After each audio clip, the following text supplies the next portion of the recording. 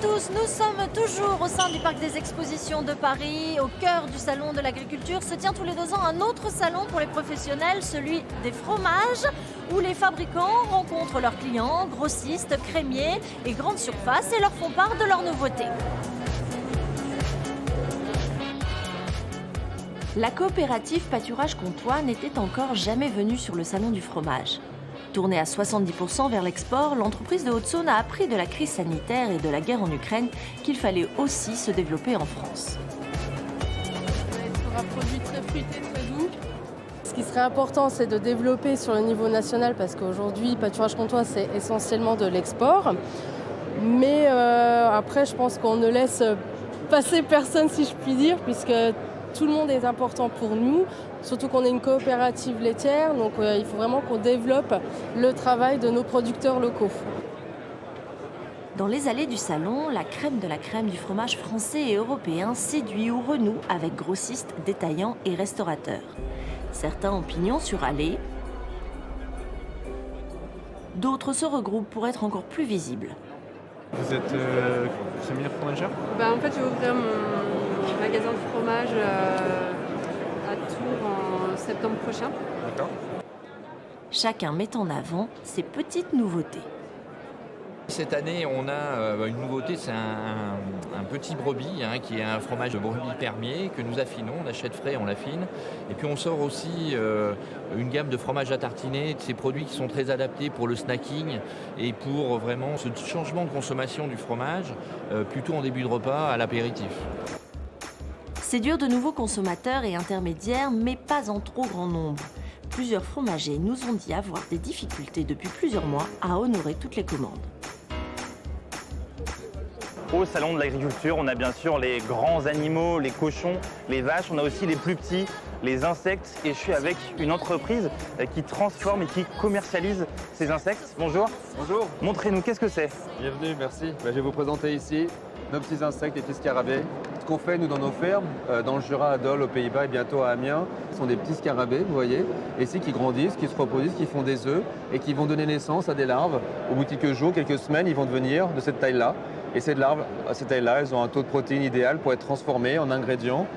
Vous en avez ici, ça va devenir des protéines. Ces protéines vont derrière faire des aliments pour chiens et chats, des aliments pour les saumons, les crevettes. Donc c'est plutôt pour les animaux. Pour les animaux aujourd'hui, depuis des années on travaille beaucoup dessus. Et c'est pour ça qu'on est présent sur l'agriculture aujourd'hui. À côté des veaux, des vaches, des poules, montrer que c'est aussi normal, une nouvelle filière. Et que ces produits-là, c'est l'agriculture de demain, mais déjà d'aujourd'hui.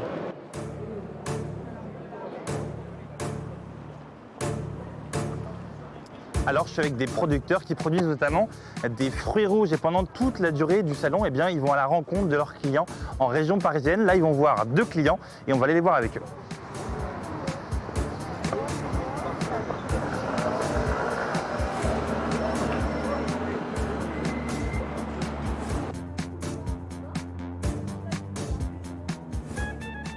À 2 pas de la tour Montparnasse, produits bourguignons à la main.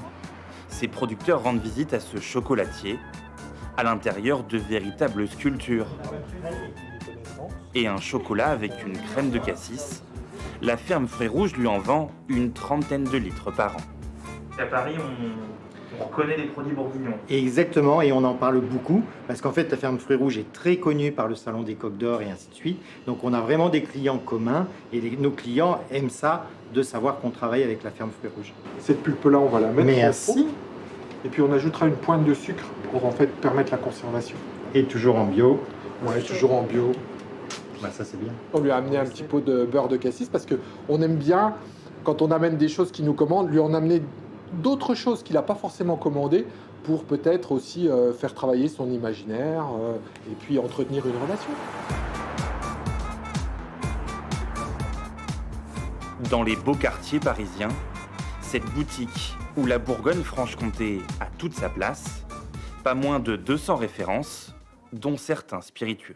Alors, on a pris les crèmes de cassis. Vous allez aussi avoir les mares de Bourgogne, fait sur Meursault. Sur la Franche-Comté, on a les kirsch de Fougerolles. Et pour finir, l'absinthe. Quand même, faut pas l'oublier. La première chose qu'on pense quand on pense Franche-Comté, Bourgogne, c'est vraiment le vin. la Côte de Nuit, la Côte de Beaune, et on oublie un petit peu l'arrière-pays qui produit des liqueurs et des spiritueux. Ça marche auprès de vos clients, ça, ces produits? Oui, ça marche parce qu'il y a une authenticité et puis il y a un savoir-faire régional. Les vins, les spiritueux à Paris et puis au salon, les vaches et notamment les Montbéliardes, elles vont bientôt partir du salon car ce soir c'est la rotation et les laitières sont remplacées par les vaches à viande. Alors nous, on va suivre ça ce soir pour vous en parler dès demain. Belle soirée.